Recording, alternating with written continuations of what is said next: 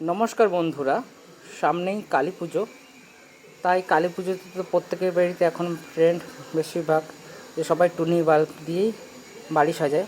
আর আমাদের সময় তখন ছিল প্রদীপ বা মোমবাতি দিয়ে সাজানো হতো। তো সবাই ট্রেন্ডেই গা ভাসিয়েছে, তো আমরাও কেন বাদ যাই। তাই আমরাও চলে গেলাম গোলবাজারে প্রীতম বলে ইলেকট্রনিক্স দোকানে। এই দোকান থেকে আমরা আমাদের যাবতীয় ইলেকট্রনিক জিনিস কিনি। তো এই কাকুর দোকান পরিচিত বলে এই কাকুর দোকানেই চলে গিয়েছিলাম। তো কাকুর দোকানে নানা রঙের টুনি বাল্ব এসছে। তো আগের বছরেও কিছু টুনি বাল্ব আছে, তো এই বছর ভাবলাম আর একটু বেশি করে কিনি, একটু বেশি করে সাজাবো বাড়িতে। তাই আমি, আমার মিসেস এবং আমার বৌদি চলে গিয়েছিলাম গোলবাজারে কাকুর দোকানে কিছু টুনি বাল্ব আনতে।